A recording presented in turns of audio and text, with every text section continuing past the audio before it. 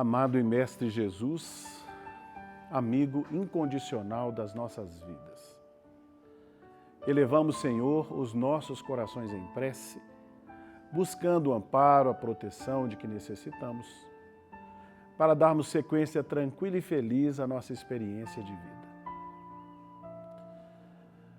Agradecemos, Senhor, a presença, o carinho, a solicitude dos amigos e benfeitores que aqui sabemos comparecem a nos auxiliar. Que por uma disposição sincera de aprender para melhor servir, consigamos reter os conteúdos que mais necessitamos com vistas à nossa urgente e necessária transformação moral. Aproveitando os nossos momentos de prece, rogamos por todos nós que aqui nos encontramos no plano mais objetivo, sem nos esquecermos daqueles que da realidade espiritual dividem conosco o esforço dessa manhã. Que estas mesmas vibrações possam fortalecê-los, para que eles encontrem, como nós também estamos buscando, diretrizes mais seguras para os próprios pés. Abençoa, Senhor, os lares aqui representados. Abençoa essa casa que nos acolhe com tanto carinho. Mas abençoa, acima de tudo, essa casa maior que a nossa terra, nesses momentos tão decisivos e graves da grande transição. Ampara-nos a todos e sê conosco, Mestre querido, hoje e sempre. Que assim seja.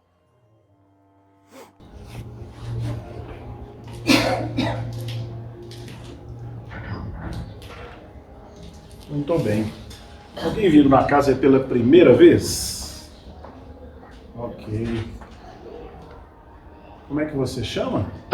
Eva. Eva? Bacana. Eu sou quase um Adão, eu sou um Edão. Pois é. Meu nome é Éder, meu pai chamava de Edão, é quase um Adão. Brincadeiras à parte, fica bastante à vontade, viu, Éder? Nosso nome é Éder, a gente só declina ali o nome para favorecer o processo de participação. Fiquem bastante à vontade. Ok? Muito bem, como é sabido, ao menos pela Eva, né? Nós estamos aqui aos domingos tratando dessa obra, né? O enfoque sobre o livro Religião dos Espíritos, que estuda o livro dos Espíritos, primeira obra da codificação espírita.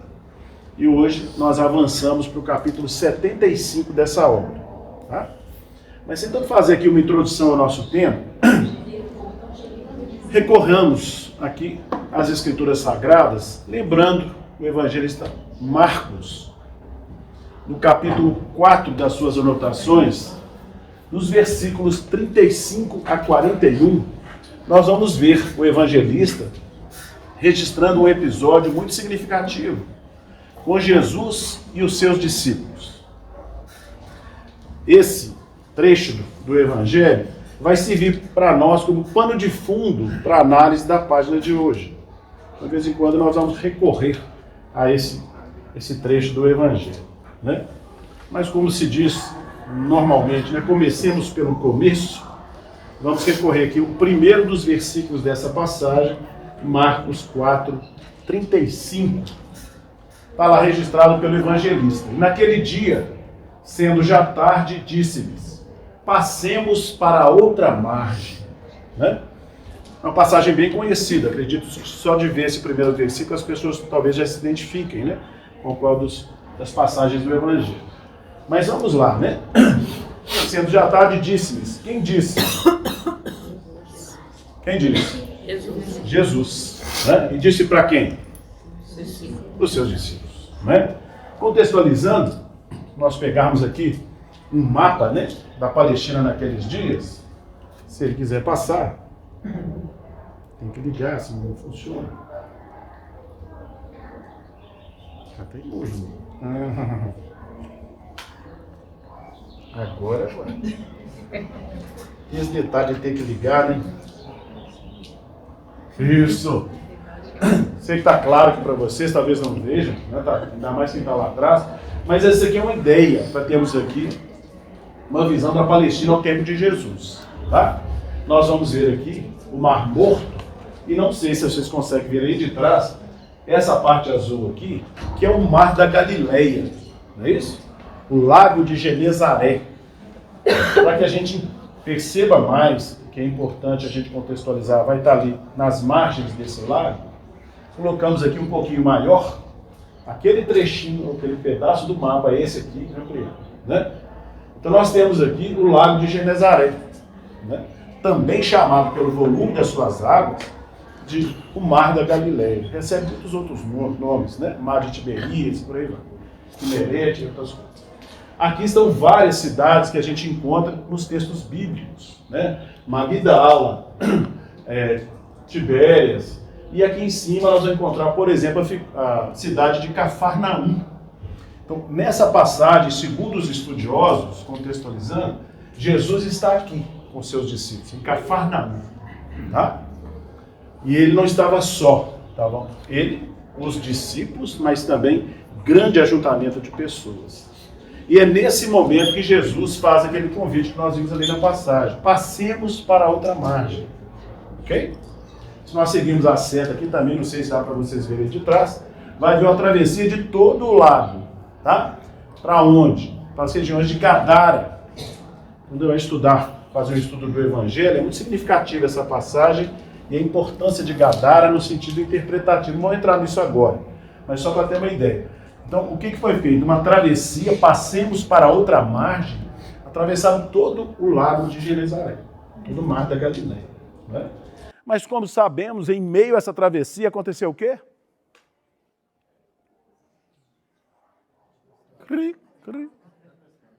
Hã?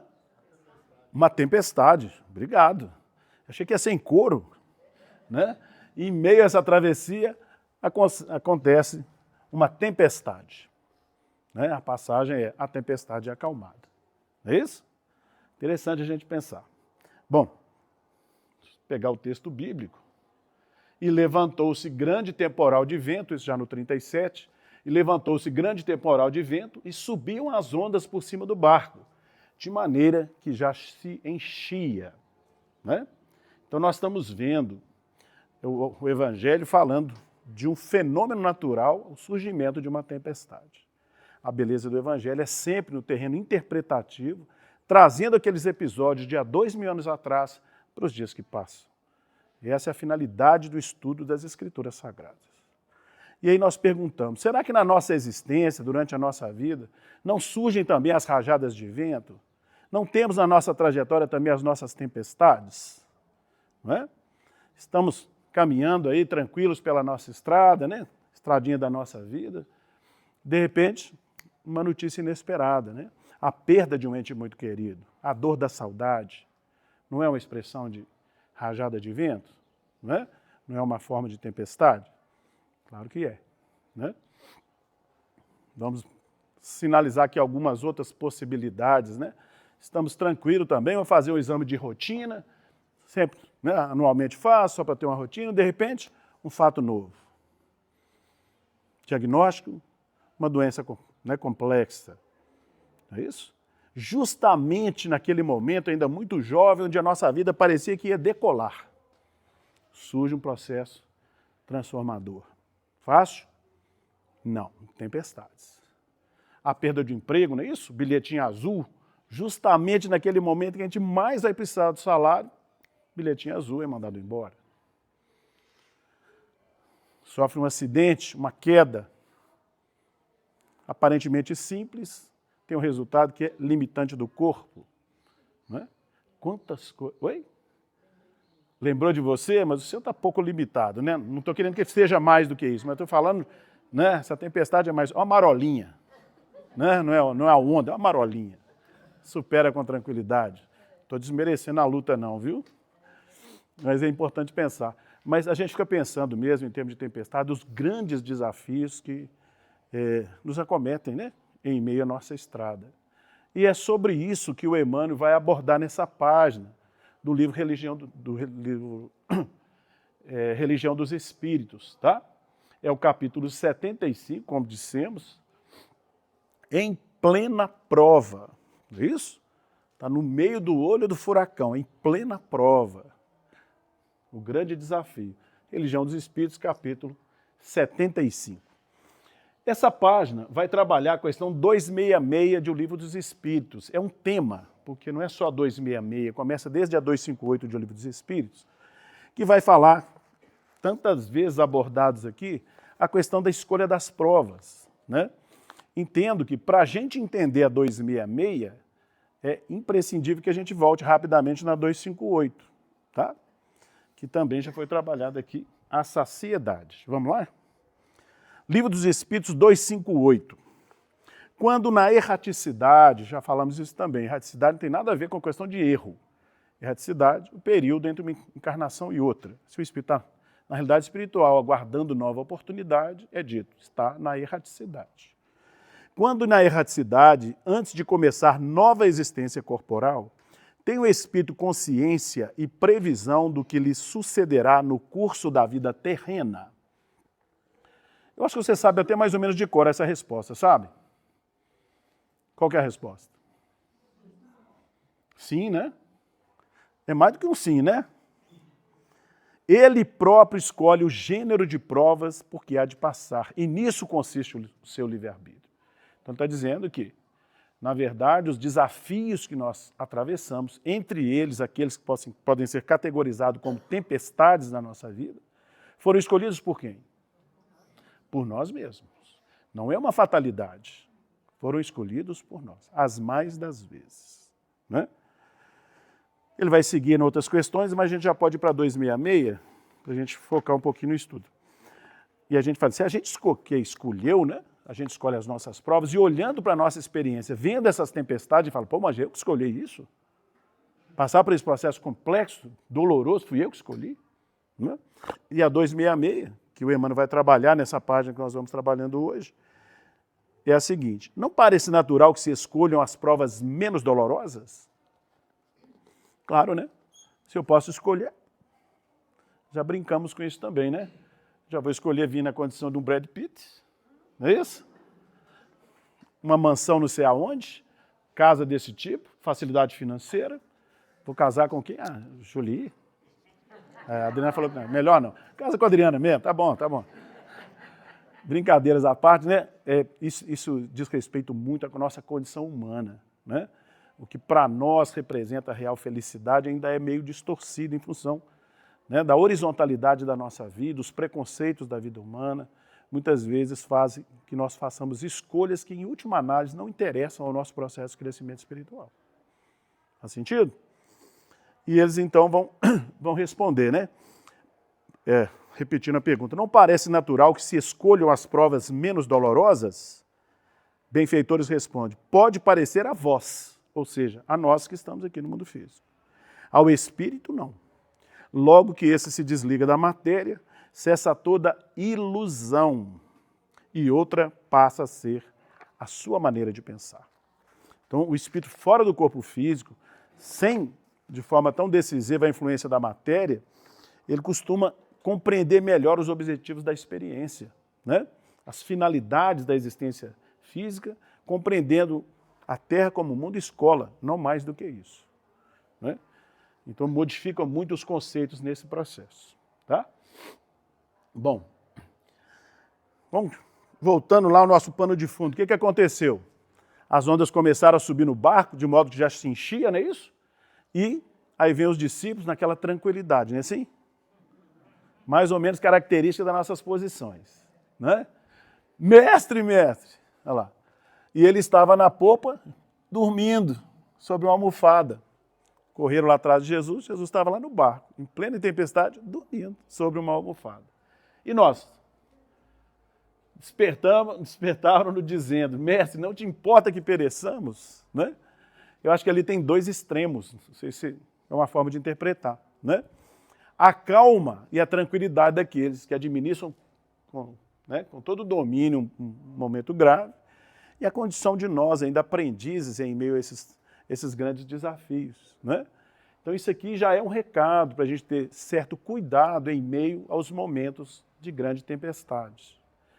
A gente precisa evitar, né, determinados posicionamentos, que é esse do desespero. Quando surge a dificuldade, a gente muitas vezes entra no desespero. E isso é muito contraproducente. Porque no desespero, as soluções normalmente surgem precipitadas. E a gente toma decisões ou atitudes contrárias a melhor do que poderia ser. Né? Se você pensar bem, a depender da tempestade que visita, a gente pode ter uma atitude que pode ser de difícil reversão. Não existe, por exemplo, pessoas que fogem da experiência em função de um grande desafio. Estamos falando do autoextermínio, não existe? É uma precipitação. Né? Só para dar uma ideia da gravidade em que as medidas, com base no impulso, podem prejudicar-nos em termos de trajetória espiritual. Né? Então é preciso que a gente se tranquilize nesse processo. Tá? Sabemos que não é fácil. Nós também temos experiências pessoais que mostram como que é desafiador esse processo. Mas é a sugestão. Estamos aqui estudando para levar a efeito, né, uma postura melhor diante desses grandes desafios. O Emmanuel tem um outro capítulo de uma outra obra, que é o Vinha de Luz, que ele vai falar um pouco desse aspecto, dessa visão que a gente tem em torno dos testemunhos.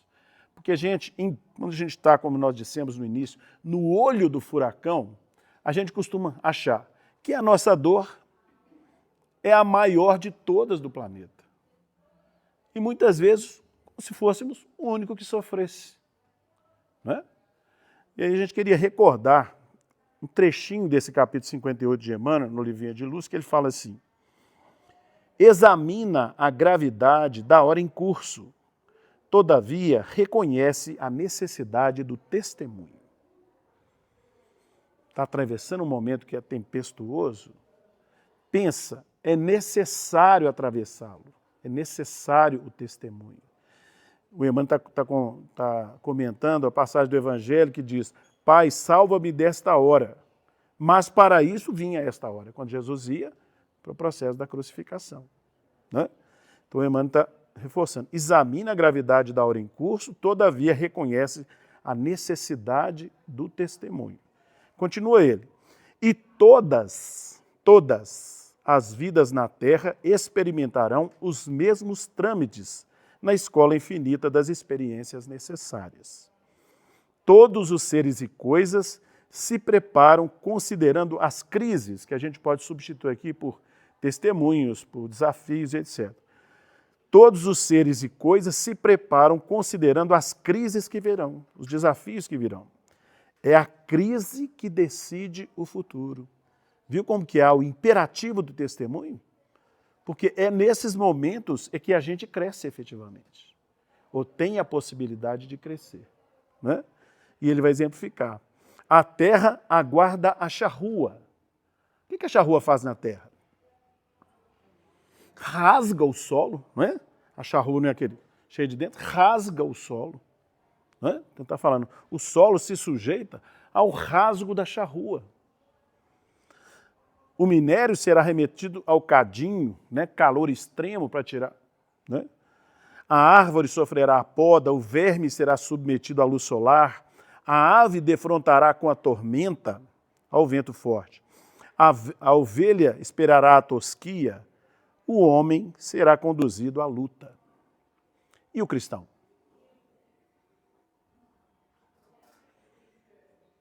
O cristão conhecerá testemunhos sucessivos. Não é? É interessante nós pensarmos sobre isso. Quando surgem os momentos de dificuldade, porque eu, não é só comigo, não, mas minha dor é tão grande. Precisamos reconsiderar esse processo. Viemos para o mundo escola para atravessar justamente esses testemunhos ou essas provas. É um imperativo passar por ela. Claro, precisamos passar por elas bem, se quisermos retirar os conteúdos que elas oferecem. Né? Qual é a diferença? O homem terá, né? É uma boa pergunta. A luta e o cristão. Perceberam? Que ela fala assim, o homem terá muitas lutas e o cristão, né, vai atravessar testemunhos sucessivos. Qual a diferença de um homem e o cristão? É a visão da gente? Oi? A visão da gente, se a gente é cristã, a gente vê de outra forma. Se a gente não é cristã, a gente vê só como luta, como dificuldade. O ser humano né? Todos os seres humanos são os homens, que aqui não está falando de homem, mulher, não é uma questão de gênero. Está falando os seres humanos, todos somos. Mas se alguém se identifica com a proposta do Cristo, esse é o cristão. Não é aquele que está matriculado na escola ou na religião tal e tal. Não é isso que define cristão, gente. Né? A pessoa, o que você acha? Eu sou cristão. Bom, é pelo rótulo que você está definindo isso ou é só a busca de identificação com a mensagem do Cristo? Essa é a diferença. O verdadeiro cristão é aquele que se identifica com a mensagem do Cristo. Sabe que já tem uma meta que ele precisa a partir de hoje, embora vai identificar só o degrau seguinte naquela direção. Então vai ser só como cada um vai encarar a dificuldade. No sentido de que a necessidade tem que ser encarada de conforme com a orientação cristã. Aceitar o testemunho, compreendendo-lhe a finalidade, é uma expressão de natureza cristã. Porque se a gente não tem essa diretriz ou esse entendimento, as mais das vezes achamos que a dor que nos visita é uma fatalidade. E se essa dor nos visita, tem alguém que a inflige, nós vamos achar que ele é o culpado. E assim nós vamos, por ausência de conhecimento, desvirtuando a grande finalidade do processo. Éder, é o reconhecereis a verdade, né? Sim. É o reconhecereis. Não é? Não tenha dúvida. Não está claro, Adriano? Não, ficou. Assim, é só porque na hora que fala fica parecendo que um certo momento fica parecendo que o do cristão vai ser mais pesado. Que ele tem... Pesado não é o termo. Que ele vai passar por mais testemunhos é justo. Tem uma outra parte do irmão que vai falar da lógica da providência. Se eu não tenho ombros fortes ainda para suportar uma dor, não vai me visitar. A espiritualidade não vai colocar um sacrifício ou um desafio maior do que eu possa suportar. Isso é da misericórdia. Eu tenho até compromissos para tanto de passado. Mas vai ser me oferecido aquilo que eu posso realizar. Então me dá em parcelas. Não é? Então se uma pessoa não tem entendimento, o sacrifício delas, os testemunhos, normalmente não vão ser os mais graves. Mas para ela vai ter um sentido tão pesado quanto de quem está recebendo o mais pesado, vamos dizer assim. Eu só vou ainda reforçar a ideia que eu não usaria a palavra pesado. Eu sei que é desafiador, mas a gente vai receber aquilo que os nossos ombros dão conta. Porque a questão de peso, as mais das vezes, é a gente que dá. Tanto é que um desafio que uma pessoa atravessa pode ser o mesmo de outra. E ela vai ter pesos diferentes. Então, mas aí para o cristão não fica um pouco... Mas ele compreendendo, não é como se desse um conforto maior do que aquele que não compreende? Por isso ele tem essa diferença de peso? Podemos simbolizar, não sei se ajuda, vamos simbolizar que os nossos erros de passado sejam uma pilha de tijolos. Então, esse aqui é o seu processo de resgate, de solução. Precisa de resolver isso aqui. Ó. Né? Aí, vamos lá, o que você quer? Não me dá só esse tijolinho ali que eu dou conta. Tá, dá para ele um tijolinho. Aquele que está informado, trabalhando, tem entendimento e tudo mais, ele fala, não, você pode me dar 3 que eu dou conta. Porque para ele é mais fácil. Então, você vai falar, para ele é mais pesado, mas não é a relação. É quem tem ombros. Se você já entendeu o propósito, a tendência é você atravessá-lo com muito mais utilidade para você. Você vai retirar o conteúdo. Não adianta você colocar 3 nas costas daquele que só suporta um pezinho, porque vai ser talvez até o resultado inverso. Ele vai cair no processo de desespero, vai cair no processo de precipitação, vai voltar mais comprometido, em vez de diminuir a pilha de óleo, vai aumentar.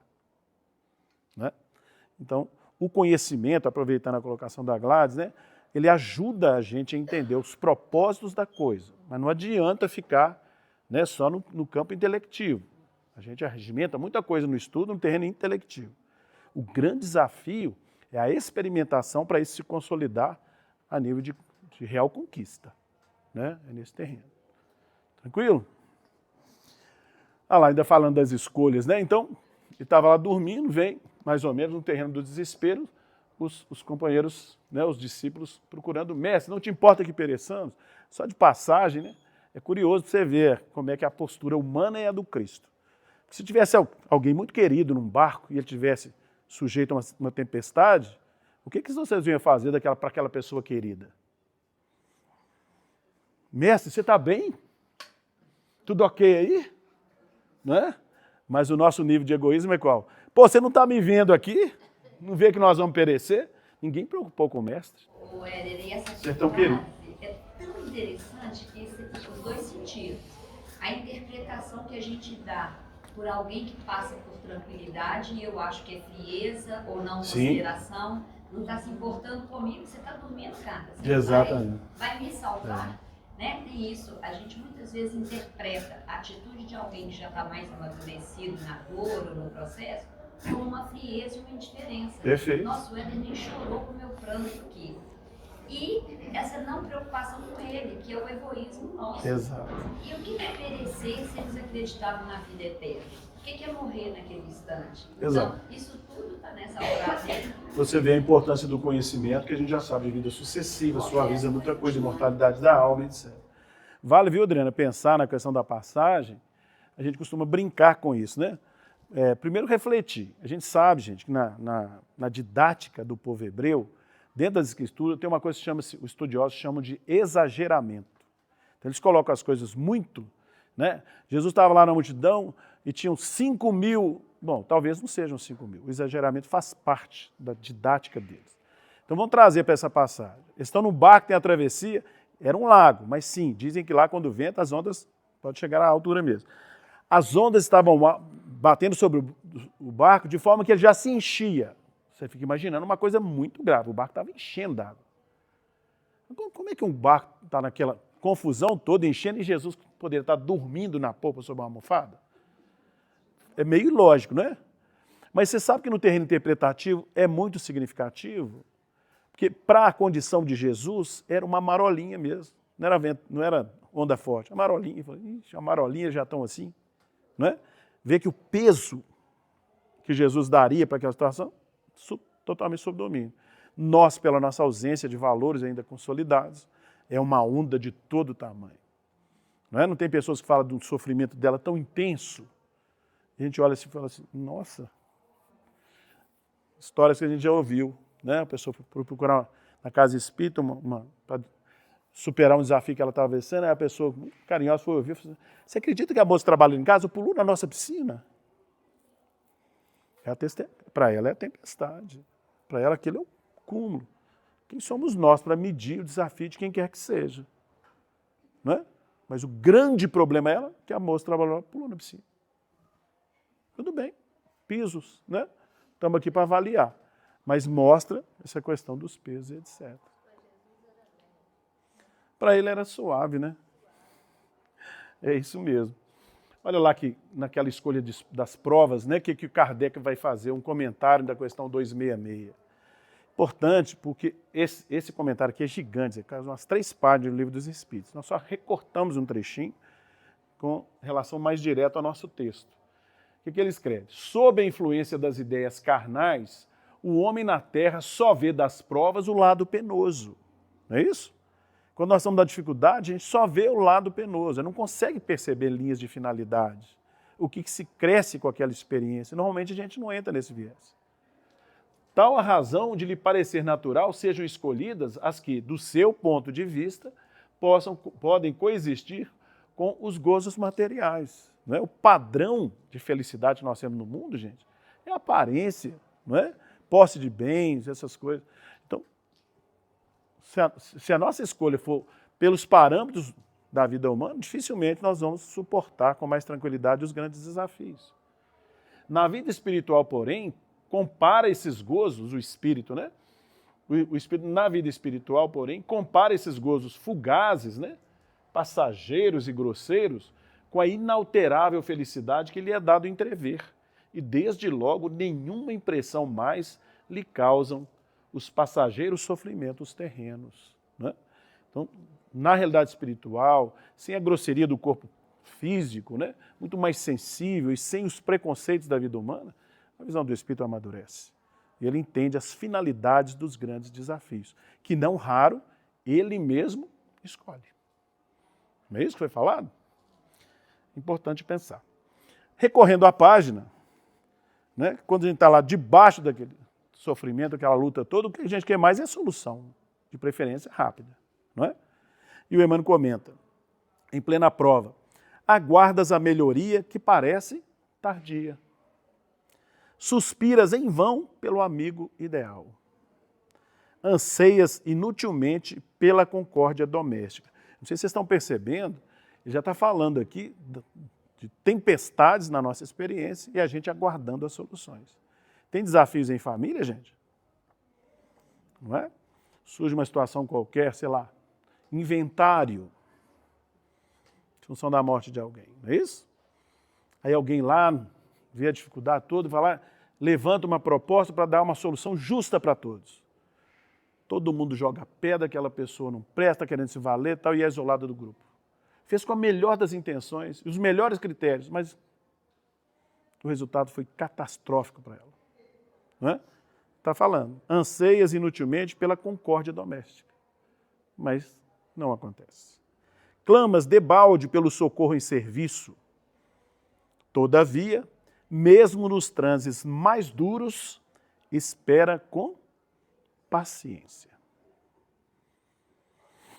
Essa é a virtude que a gente precisa trabalhar. Não é isso? Somos impacientes, gente? Tem gente que aqui dirige? Pois é.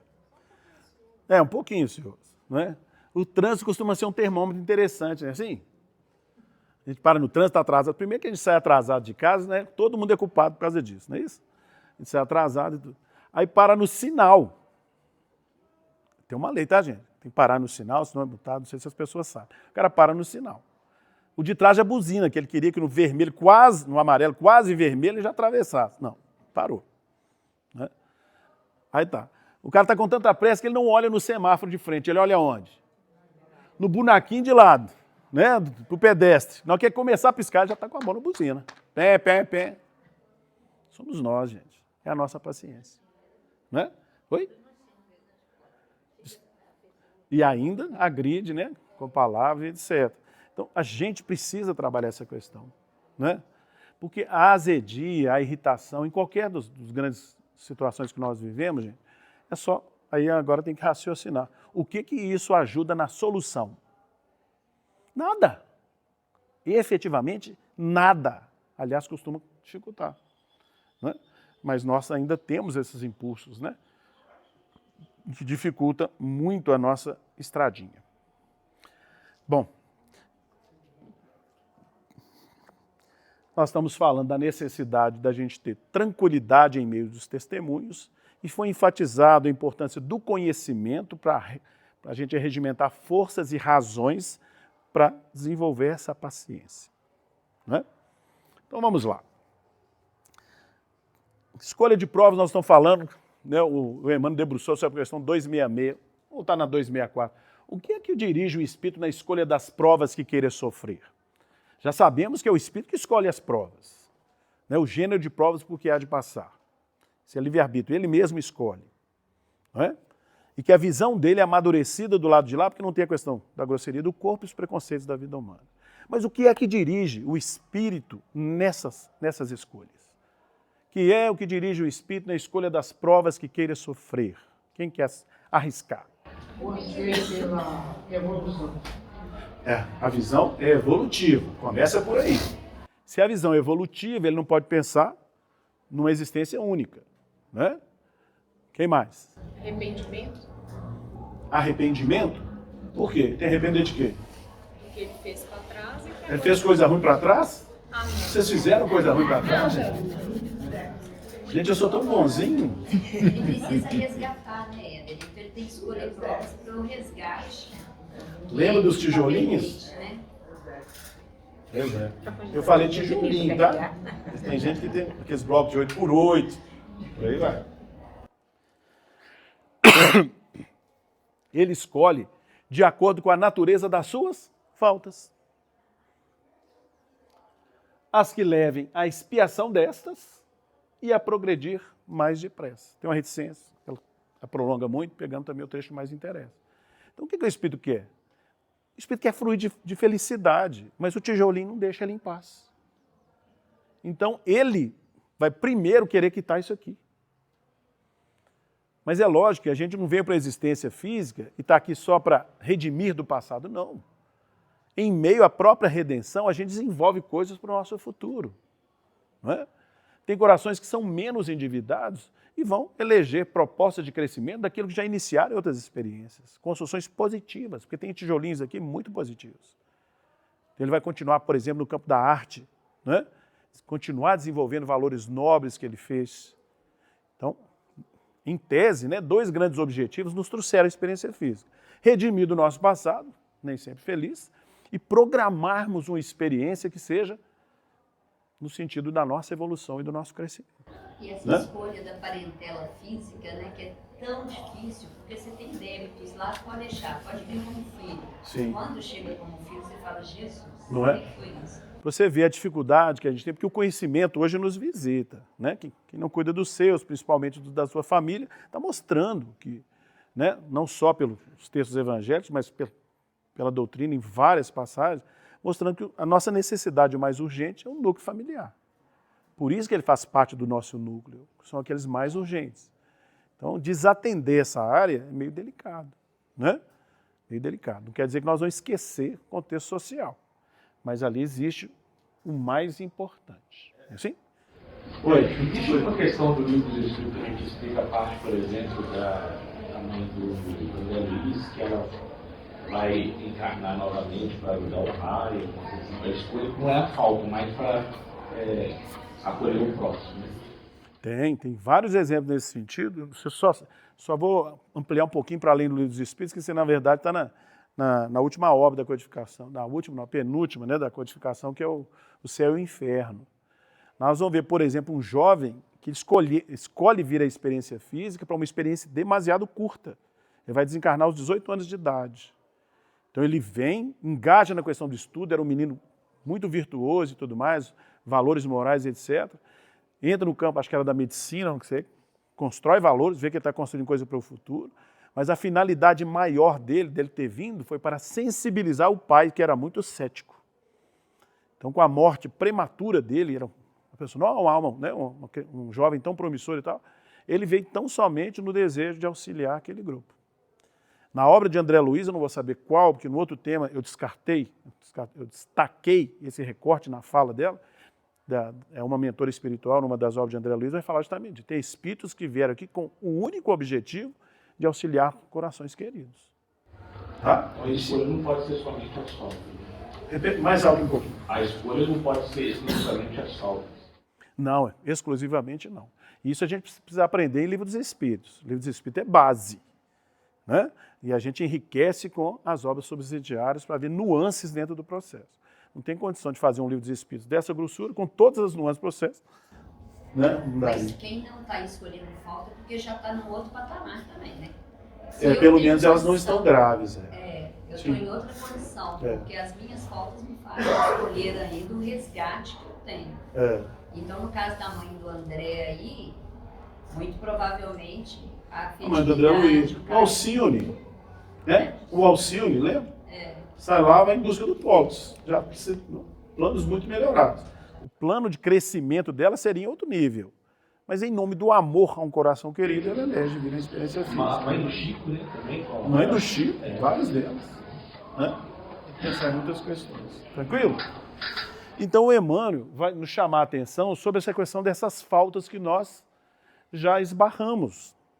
Então ele vai dizer lá que no meio do testemunho, né, ou das tempestades, a gente às vezes acha que as soluções estão muito demoradas, não é isso? Tem o risco das precipitações, e ele pede paciência, né? Todavia, mesmo nos trânsitos mais duros, espera com paciência.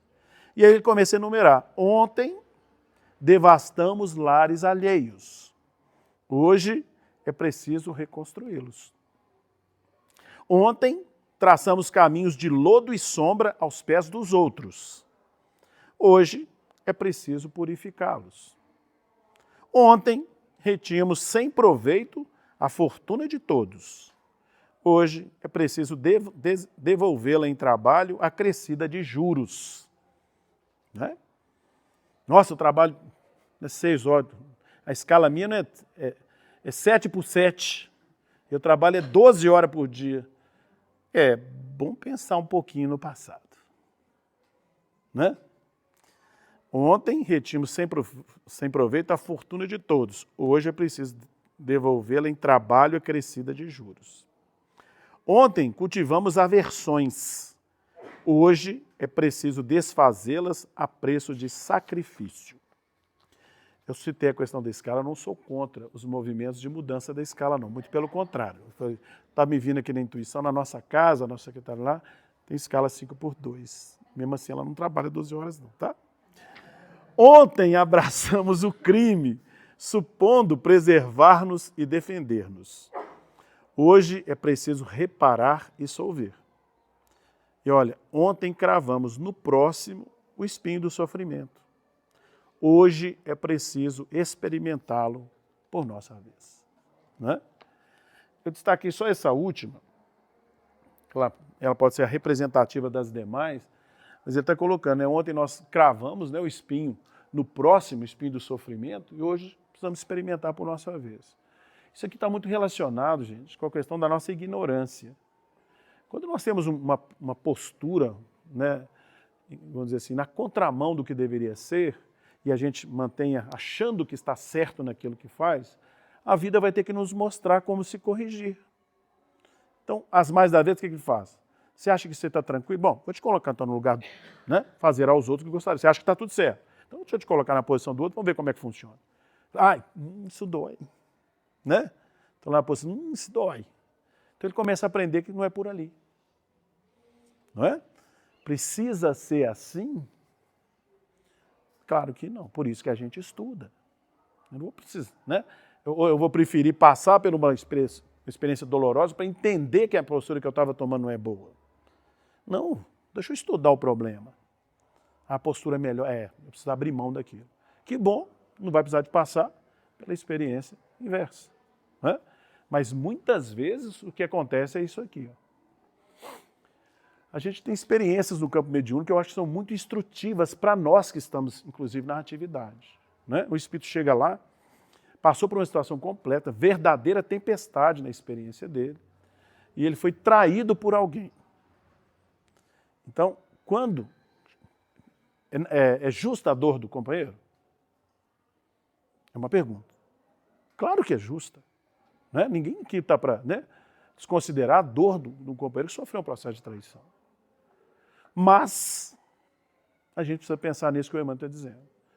Não vamos bater palma nem aplaudir a pessoa que foi instrumento daquele processo de traição. Mas se visitou-nos, é sinal que nós temos compromisso com aquela área. É isso que as mais das vezes a gente não aceita. Então, a gente precisa equacionar isso dentro da nossa intimidade. Está sendo muito desconfortável o testemunho que eu estou vivendo. E não estou conseguindo ter um sentimento nobre em relação daquele que foi um instrumento, porque ele foi infeliz. Mas o problema dele é com ele. O meu problema é a suportação do processo, porque isso diz respeito às minhas escolhas com vista à solução lá de trás. Esse ponto é importante. Vocês entenderam o que nós estamos dizendo? Entendeu, gente? Não é? Por isso que a gente, às vezes, vai dialogar com o companheiro e fala, mas, meu irmão, todos nós temos erros, né? O que nós já fizemos lá atrás? Porque poderia ser uma máquina que fosse um instrumento de redenção, concorda? Está lá mexendo na moenda lá, né? Assim, zum, zum, o bracinho foi junto. Está lá na serraria lá, zum, pronto, cortou, 3 dedinhos. Poderia ter sido uma máquina, uma outra circunstância qualquer. Mas se esse instrumento é uma pessoa, aí a gente não aceita. Ninguém gera um processo de obsessivo em cima da máquina de serrar. Fica alguém lá, um obsessor? Ah, máquina de serrar, agora eu vou tirar seus parafusos. Não, não fica. Mas se essa maquininha é um ser humano, né? Então a gente precisa pensar sobre isso. Porque assim como é estranho a gente cobrar de uma máquina da serraria, que é estranho, sob a ótica espiritual é muito estranho um processo de perseguição em função dos nossos erros.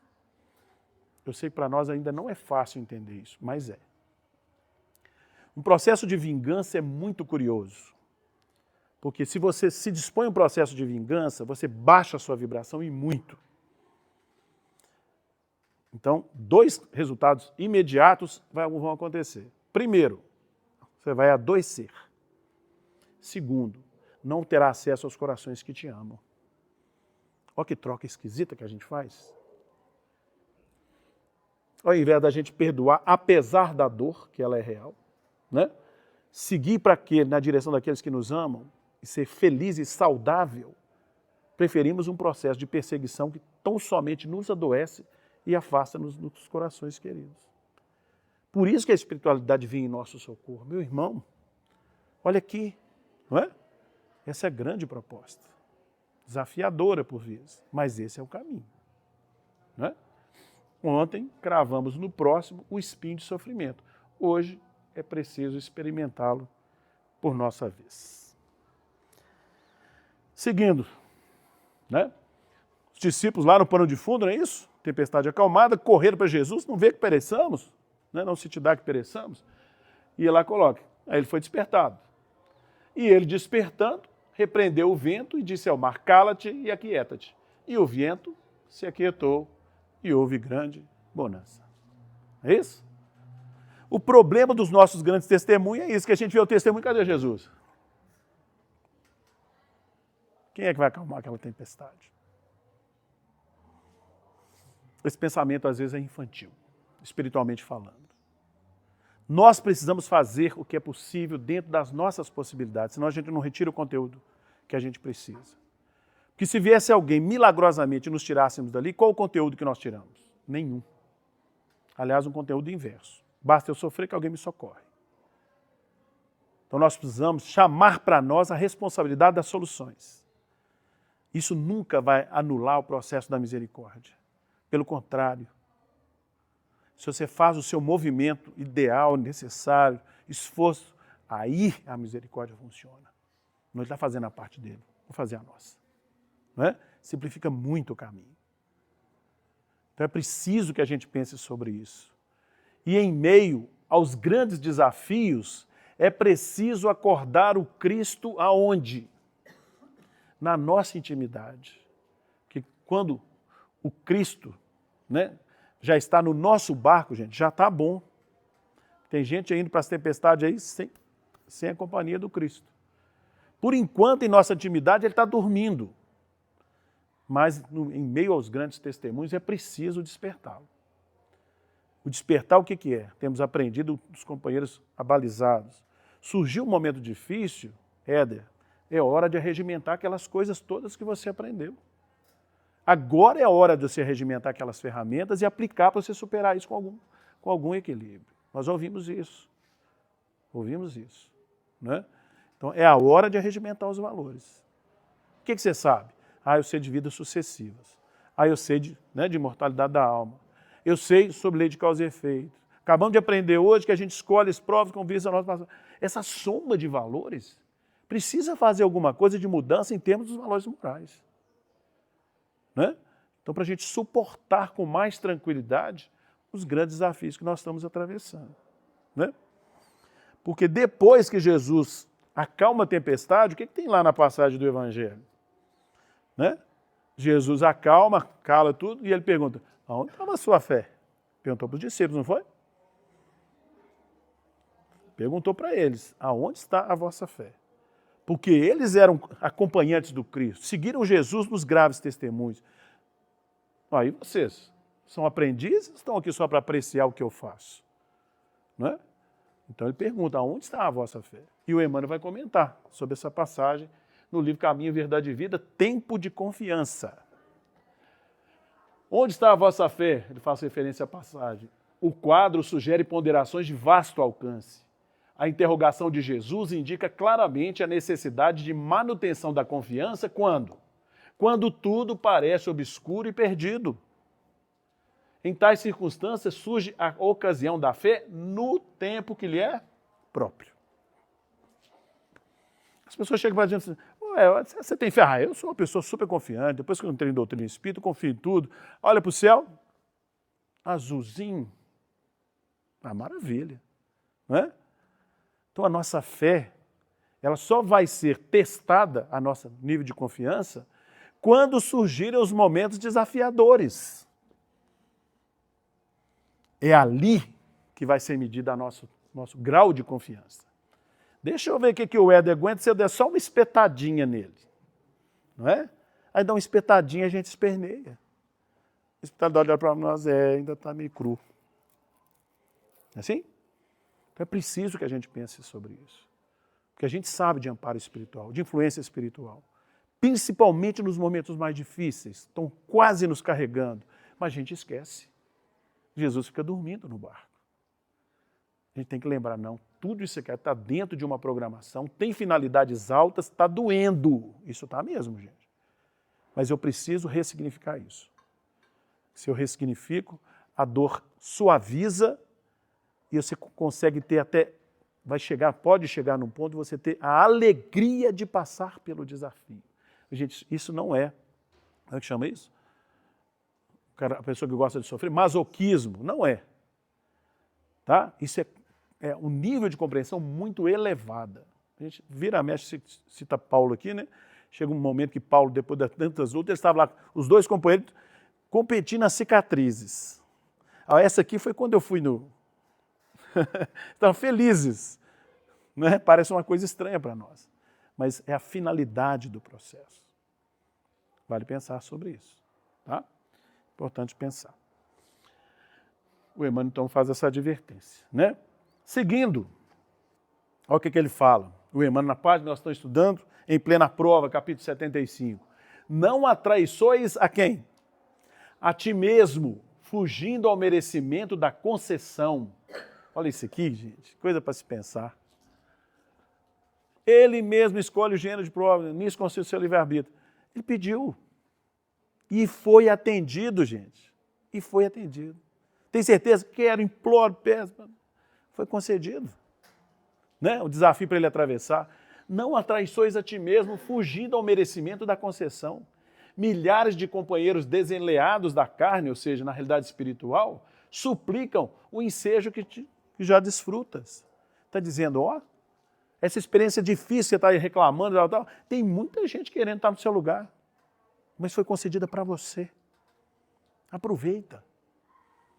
Né? É nesse sentido. Mergulhados na dor maior, está falando dos desencarnados que gostariam da nossa experiência. Mergulhados na dor maior, tudo dariam para obter a dor menor em que te refazes. Quanta coisa para pensar aqui, não é?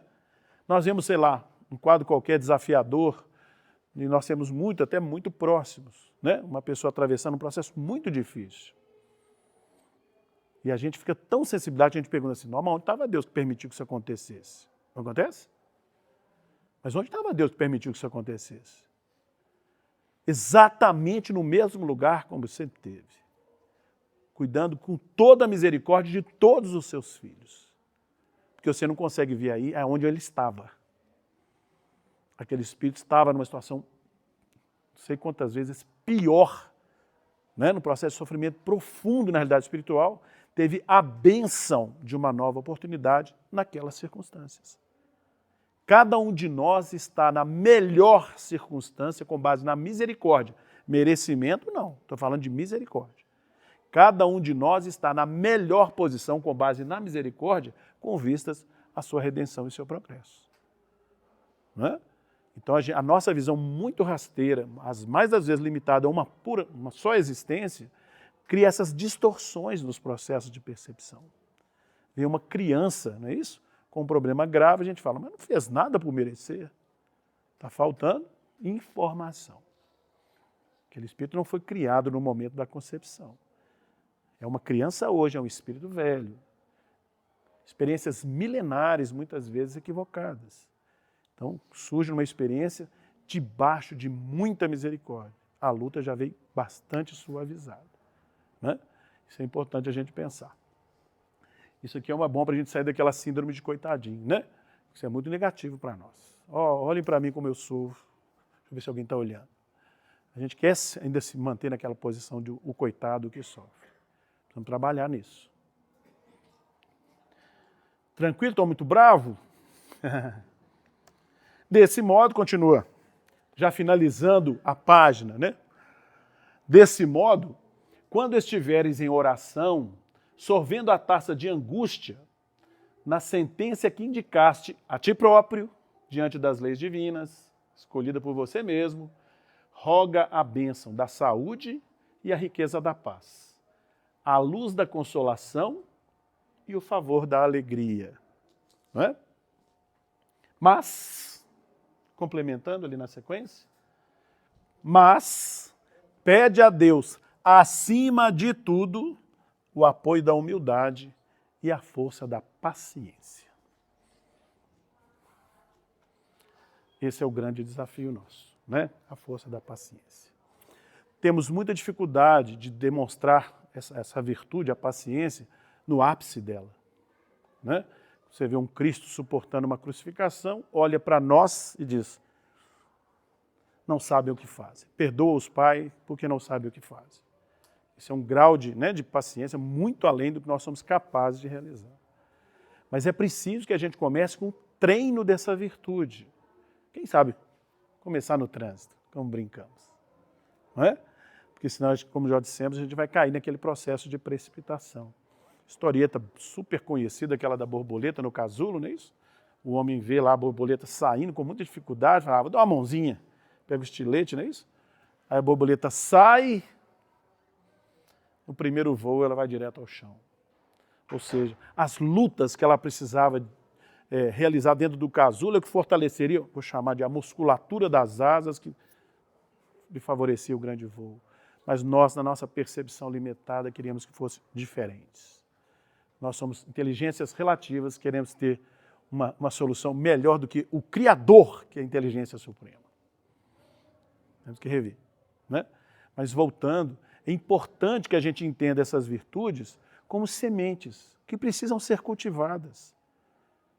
Então, se nós não temos condição de realizar aquela paciência que está sendo sugerida na página, que vai nos dar os meios de superar com muito mais tranquilidade os grandes testemunhos, precisamos começar hoje no exercício dessa virtude. Nas pequenas coisas, no trânsito que nós falamos, não é? No repetir mais de 3 vezes a mesma coisa quando alguém nos pergunta. Se a pessoa nos pergunta 1, 2, na terceira vez, a gente já muda o tom. Não é? Não é bem assim. A gente muda o tema. Né? Aí lembra de Pedro, né? Pedro diz, tu me amas? É isso? Claro, Senhor, claro. Apacenta minhas ovelhas. Pedro, tu me amas? Sim, Senhor. Apacenta minhas ovelhas. Pedro, tu me amas? Ah, ele entristeceu. Não é? A gente não suporta. Tem que ter paciência, dar sequência àquele processo. Então, é o treino da virtude nas questões comuns do nosso dia a dia. Finalizando, quero contar uma historieta que está registrada numa das obras da Monta do Chico, né? E é um fato real. Então, uma enfermeira dentro de um hospital. Você já conhece, né, Silvana? As levando-se no presídio. Mas estava a enfermeira no hospital, a doente lá, um processo difícil, agitado e tudo mais. Ela, muito carinhosamente, aproxima da paciente e vê que ela está muito agitada e tal. Ela fala, posso ler alguma coisa para a senhora? Tem aqui uma leitura, né, da Monta de Allan Kardec. Ela, Deus me livre, cospe no pé da enfermeira. Cuspiu no pé dela.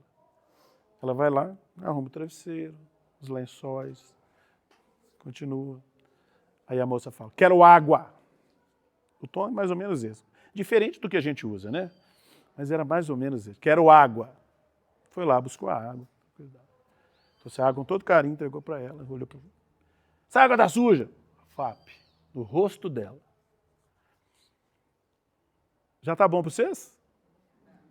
Para mim já estava suficiente. Mas não parou aí. Aí ela falou, tem água suja. Limpou o rosto. Ela falou, quero outra. Aliás, não, desculpa. Quero chá. Limpou o rosto. Foi lá e buscou o chá carinhosamente. Está aqui o chá. Começou a beber. Tá frio. VAP. A roupa dela toda. É isso? Aí ela limpou aquelas coisas todas. Perguntou para ela, posso trazer o seu remédio agora? A enfermeira falou para o paciente, posso trazer o seu remédio? Falou, vai rápido. Foi lá, buscou o remédio, né? Sei lá o que era. Colherzinha e tal para pegar. O paciente pega a colher e buf, né, no braço da enfermeira. Sangue, ela começa a limpar.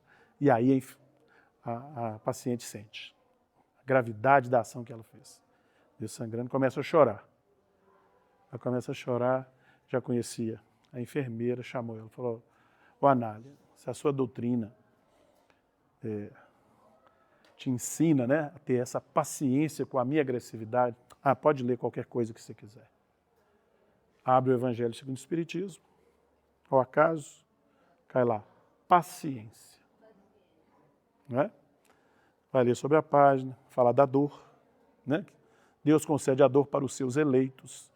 E ela começa a escutar aqui, as duas acerenam, estão lá conversando. Aí, depois estão conversando como duas amigas. A enfermeira fala com ela, de uma vida ela pergunta, o que você tem vontade de fazer? A enfermeira falou, eu tenho planos de ajudar as crianças que estão abandonadas na rua, conversar, tal. Pacificadas, no dia seguinte, a paciente foi para sua casa, já estava em alta, estabelecida, só que antes dela ir, ela quis voltar lá na enfermeira. Voltou na enfermeira e falou, Anália, eu quero te agradecer, tudo que você fez. Tirou um dinheiro do bolso, entregou na mão, para você iniciar o seu trabalho junto aos pobres. Bacana, né? Essa enfermeira é a Anália Franco. É uma grande trabalhadora do movimento espírita, um espírito muito equilibrado, mas mostra essa capacidade de suportação, de paciência com as questões alheias, né? Como que é importante. Ainda na passagem do Evangelho, se você pegar lá no iniciocinho dela, vai dizer que Jesus convida para a grande travessia e lá vai dizer, e tinha com ele, eles vinham no barco com Jesus e tinha com ele outros barquinhos. Né? Então você vê, quando você tem uma atitude no campo do bem, tem muita gente em torno. Tá? E o Emmanuel fala que quando a gente está no campo do bem, não existe um processo de auxílio só para nós. Tem necessariamente uma ressonância para quem está em volta. Então a postura de paciência da Anália Franco favoreceu não é só a ela que não perdeu o equilíbrio, mas também a sensibilizar o outro que por enquanto ainda não tem aquela virtude. Dá o que pensar. Nós vamos ficando por aqui, agradecendo a oportunidade, desejando que possa ter ficado algum conteúdo para cada um de nós, como tem ficado para nós que temos a oportunidade do estudo. Amado Mestre Jesus, em prece estamos mais uma vez agradecendo, desejando que esses valores que aqui circulam possam efetivamente fazer parte do nosso esforço diário. Ensina-nos a sermos mais pacientes com as pessoas que estão à nossa volta, com as circunstâncias que nos visitam, especialmente aquelas que são mais desafiadoras. Para que um dia, Senhor, de retorno à realidade espiritual, lá consigamos chegar em paz e harmonia, na certeza de que caminhamos alguns passos, sem a pretensão de perfeição, estamos bastante distanciados, mas na certeza de que estamos empenhados numa direção melhor. Rogamos por nós que aqui nos encontramos, mais uma vez pelos irmãos que dividiram conosco o esforço dessa manhã, desejando que as vibrações de paz e entendimento que envolvem agora os nossos corações nos encaminhem até os recessos dos nossos lares e lá distribuamos com eles, parcelas que sejam, do muito que temos recebido. Sê conosco, Mestre querido, hoje e sempre. Que assim seja.